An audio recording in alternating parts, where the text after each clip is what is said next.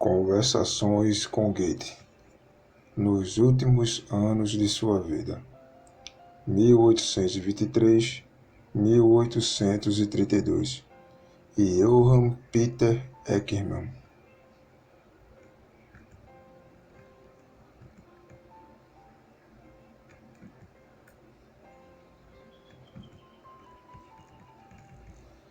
Johann Peter Eckermann, Conversações com Goethe nos últimos anos de sua vida, 1823-1832. Coordenação da série Tradução, Mário Luiz Frungilho, editora Unesp Digital.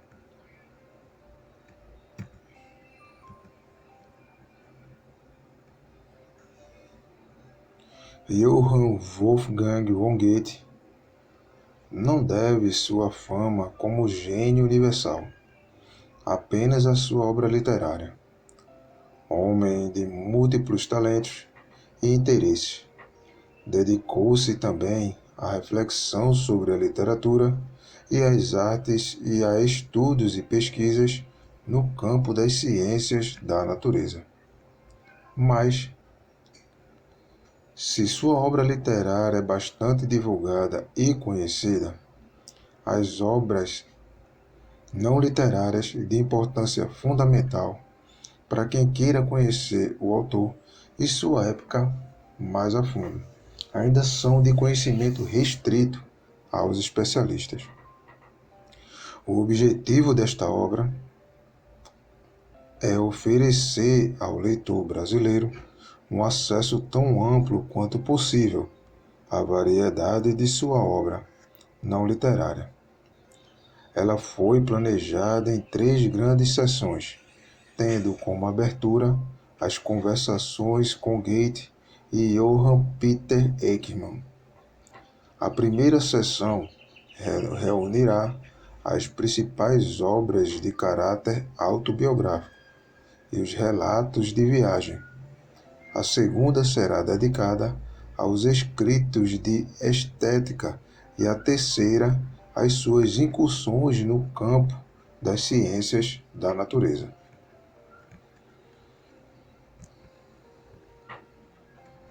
Sumário. Apresentação.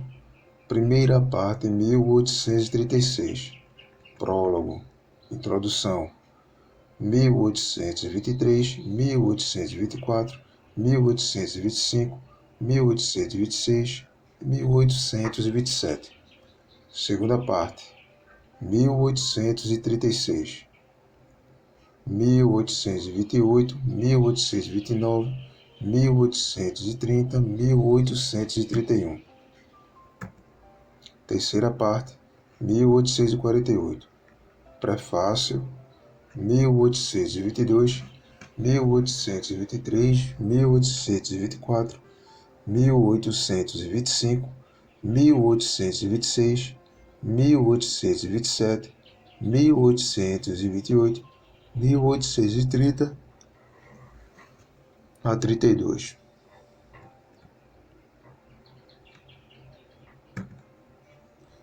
Apresentação: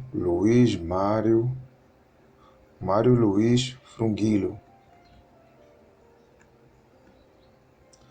As 2 primeiras partes das conversações com Goethe, nos últimos anos de sua vida, foram publicadas pela primeira vez em 2 volumes pelo editor Brockhaus, de Leipzig, em 1836. Embora tenham sido uma recepção favorável, desde seu aparecimento, não foram um sucesso imediato de vendas, e os 3.000 exemplares da edição de Brockhaus só se esgotaram em 1868. A terceira parte só apareceria em 1848. Nesse meio tempo, Eckermann, desconfiado de que Brockhaus o enganava na prestação de contas e no pagamento de seus direitos, moveu um processo judicial contra ele. Processo que, 2 anos depois, foi decidido em favor do editor. Por esse motivo, a terceira parte das conversações foi publicada por uma editora menor, a Heinrichshofen Buchhandlung de Magdeburgo. Só em 1868, 14 anos depois da morte de Ekman Brockhaus, tendo adquirido os direitos sobre a terceira parte, iria publicar uma edição das três partes em conjunto, prefaciada pelo filho do autor, Karl. Depois da publicação da terceira parte, Ekman ainda pensara em uma quarta, dedicada principalmente à composição da segunda parte do Fausto. Mas o projeto, do qual restaram apenas umas poucas notas, não chegou a ser realizado.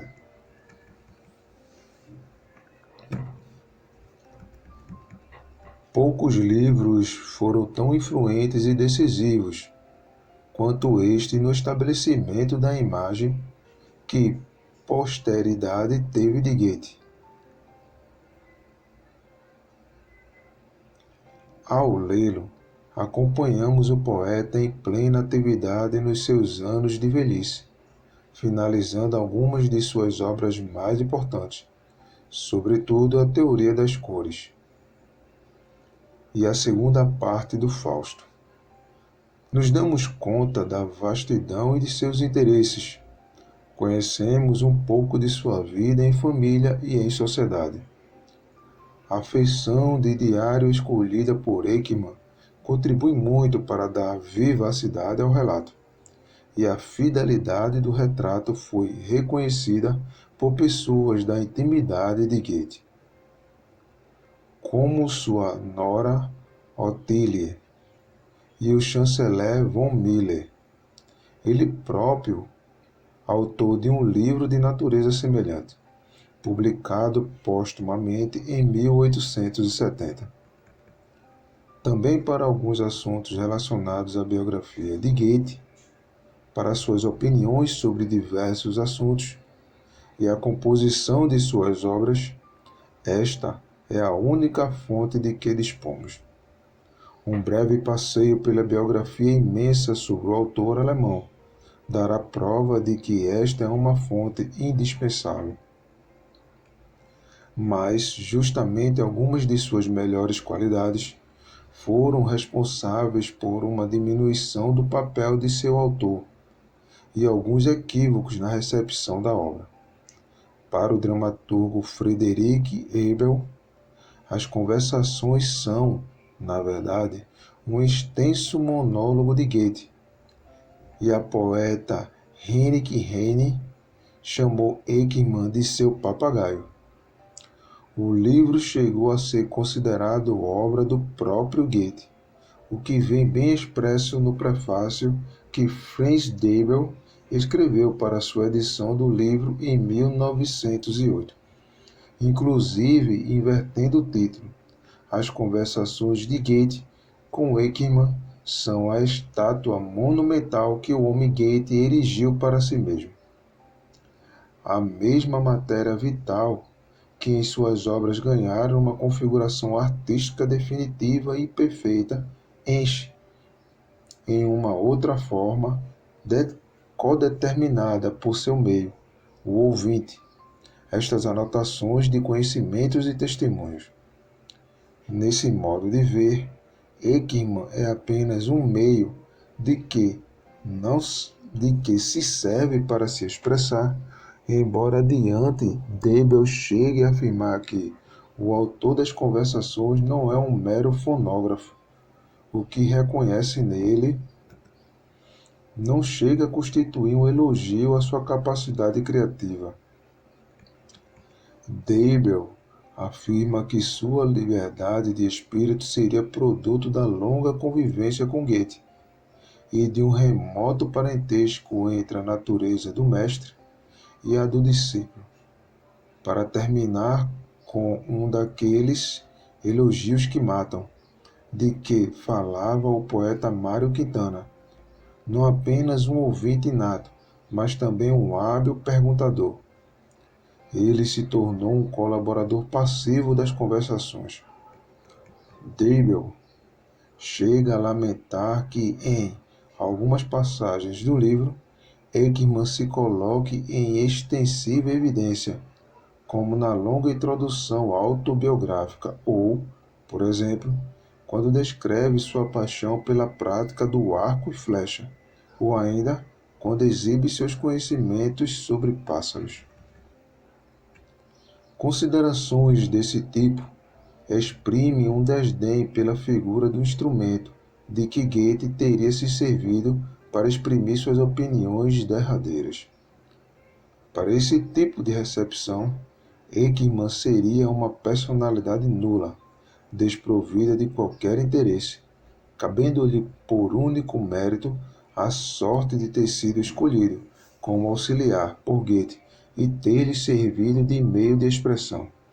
E não se pode negar que o próprio Goethe, talvez, o visse assim, pois, quando consultado por Ekman sobre a possibilidade da composição do livro em vistas a uma publicação, manifestou sua concordância, com a ressalva de que desejava conferir e autenticar o texto, alegando que com isso o livro ganharia em credibilidade. Mas também, certamente, movido pelo desejo de garantir que este não contivesse nada que não pudesse ser atribuído a si próprio. E também se manifestou contrário a uma publicação imediata, exigindo que a obra só viesse a público depois de sua morte. Ao relatar essa passagem, Ekman não esconde sua frustração, pois com a publicação do livro esperava afirmar sua reputação como escritor, o que ele não diz claramente no texto, mas pode ser constatado em sua correspondência com a noiva e com outras pessoas de suas relações. É que esperava também que o livro o ajudasse a lançar as bases de felicidade burguesa, algo que nunca aconteceu.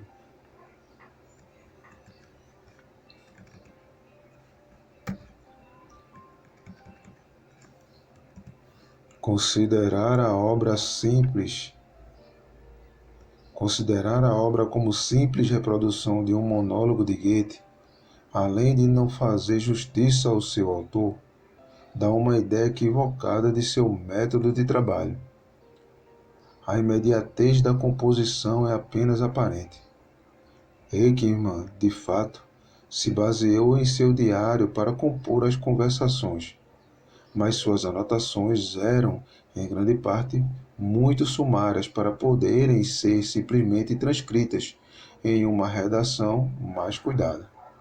Seu método, como ele próprio esclarece em carta de 5 de março de 1844 a Henrik Lauber,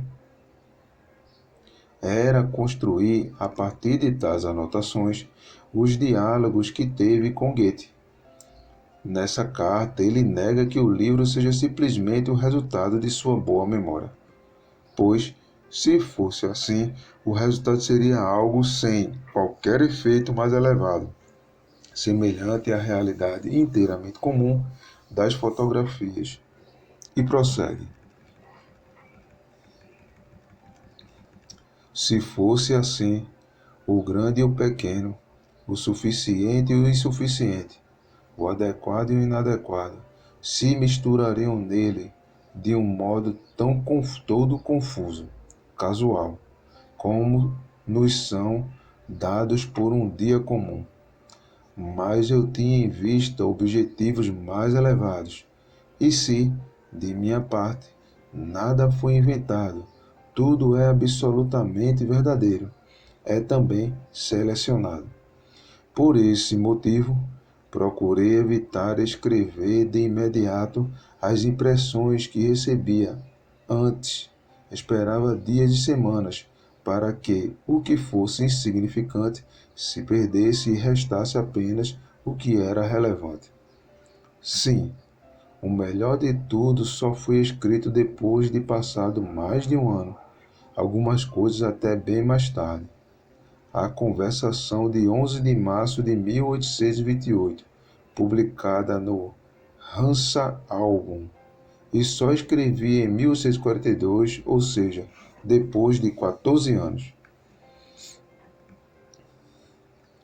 Um de seus grandes talentos, portanto, está na composição de diálogos verossímeis, que soam como se fossem reproduzidos no calor da hora. Isso se mostra especialmente na terceira parte, para a qual Ekman não dispunha de material suficiente, e o completou com as anotações feitas em francês por Frédéric Sorel, traduzidas e adaptadas, recriando os diálogos onde este empregava o discurso indireto.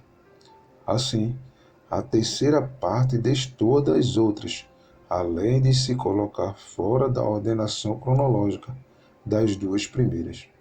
Por isso, algumas edições, seguindo o que já haviam feito o tradutor inglês John Oxendorf em 1850 e o francês Émile Deleroy em 1863,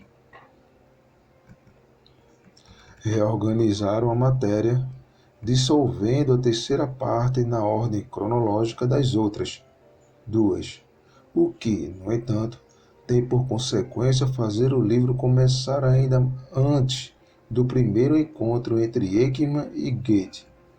Outras edições simplesmente suprimem a terceira parte inteira.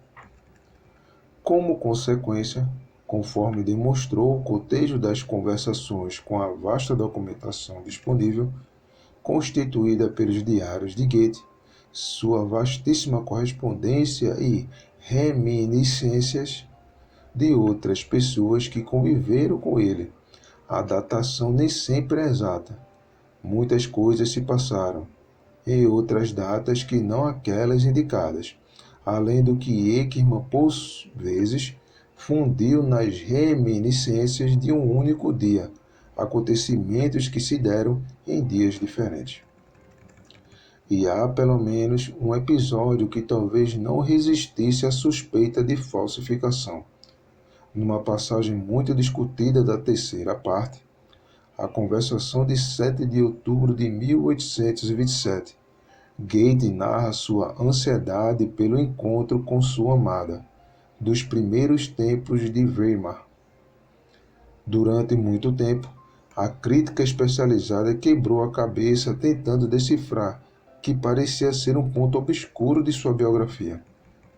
A crítica mais recente levantou a hipótese de que, nessa passagem, não é Goethe que fala de si, e sim Ekman, que, escamoteando uma passagem espinhosa de sua própria vida, sua paixão pela atriz Auguste Kleczik, a transforma numa reminiscência de Goethe. Foi principalmente com base nessas divergências e inexatidões que o germanista Julius Petersen, em seu livro Die Entscheidung der Ekdermischen Gespräche und ihre Glaubensdreieck, A Origem das Conversações de Ekman e Sua Credibilidade, em 1924, procurou discutir a confiabilidade da obra, entrando em longa polêmica com o crítico Henrik Huber, biógrafo do autor, a quem se devem algumas revelações de como funcionava seu processo de criação. De qualquer forma, Ekman já havia indicado em sua introdução ao livro que o retrato de Goethe aqui apresentado é, além de incompleto, filtrado por sua própria personalidade.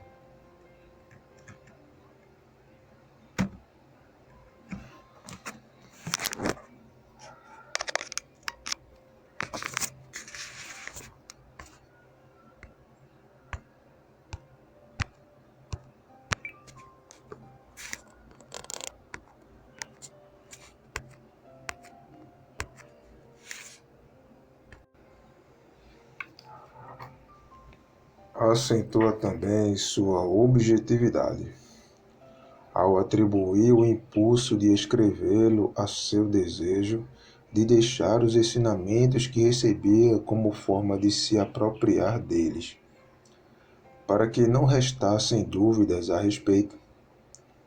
Afirma com todas as letras: este é o meu gate. Essa afirmação parece ter também o intuito de acentuar um fato muitas vezes desprezado a respeito do caráter das conversações. A despeito de frequentemente parecer, sim, um extenso monólogo de Goethe, a despeito de Eckermann aparentemente se anular, a fim de colocar Goethe em primeiro plano. As conversações são obra sua, são a obra de sua vida, sem a qual, apesar de seus outros escritos, dele talvez não se guardasse nenhuma lembrança maior do que a de ter sido um auxiliar indispensável na organização da última edição, feita em vida dos escritores de Goethe, dos escritos de Goethe, e na edição de suas obras póstumas. Se de um lado fica evidenciado que a composição da obra é fruto de um penoso e demorado método de composição, e se já ficou demonstrado que, especialmente na terceira parte, esse processo se intensifica, chegando Eckermann a atribuir a Goethe o episódio vivido por ele mesmo com a atriz Auguste Clézia, cabe recolocar a questão da credibilidade do livro. A resposta talvez possa ser encontrada naquela sua afirmação: este é o meu Goethe. Eckermann é, de fato, o autor de seu livro, não um mero meio ou instrumento de seu objeto. Se fatos e datas são reordenados, não se pode negar, por outro lado, sua fidelidade. Sim, sua devoção a Goethe, que o impede de qualquer falsificação. Mesmo o episódio da atriz Auguste Clézia, como nota Fritz Bergmann, tem por base um fundo de verdade. A crença de Goethe na influência remota das almas, de que ele trata em As Afinidades Eletivas e em Os Anos de Peregrinação de Wilhelm Meister. A devoção de Eckermann por seu objeto, devoção que o impede de ser infiel a Goethe, tem sua origem não apenas na admiração incondicional por seu ídolo, mas também na gratidão que demonstra por ele. De fato, seu encontro com Goethe e o acolhimento que recebeu por parte dele abriram-lhe portas que, de outra maneira, lhe teriam ficado sempre fechadas. Ao longo destas páginas, o vemos conviver com algumas das figuras mais importantes de sua época e participar ativamente da finalização de alguns dos projetos literários e científicos de Goethe. O preço a pagar foi alto e nem sempre declarado. Se ele deixa transparecer sua frustração com o adiamento de suas ambições literárias, tanto pelo veto de Goethe à publicação das conversações, enquanto tivesse, quanto pelas tarefas concernentes à edição das obras do ídolo, tarefas das quais este o encarregara, silencia sobre outras que certamente não foram menos dolorosas. Suas condições precárias de sobrevivência e as exigências que lhe foram impostas pela convivência e colaboração intensa com Goethe fizeram seu noivado com Johann Bertram se arrastar por 10 longos anos, depois dos quais seu casamento, realizado em 1831, durou apenas 3, pois a esposa morreu em 1834. pouco tempo depois de dar à luz ao filho Cal. Na correspondência entre os dois ficaram registrados o descontentamento e a revolta da noiva com as ambições frustradas e os planos adiados. Assim, quando ela fala de si, Ekman não está, de modo algum, inserindo sua própria biografia na biografia de Goethe, pois a imagem que brota dessas páginas é mais harmônica, menos tensa do que foi a realidade, mas está escrevendo fragmentos do romance de sua própria vida, ressaltando os aspectos positivos, minimizando os negativos. Com todas as suas peculiaridades, este livro fornece um retrato dos mais ricos, vivos e matizados, embora subjetivos, de Goethe. Continua, assim, a ser uma leitura fascinante e indispensável a quem queira conhecer melhor a vida e a obra do mestre alemão.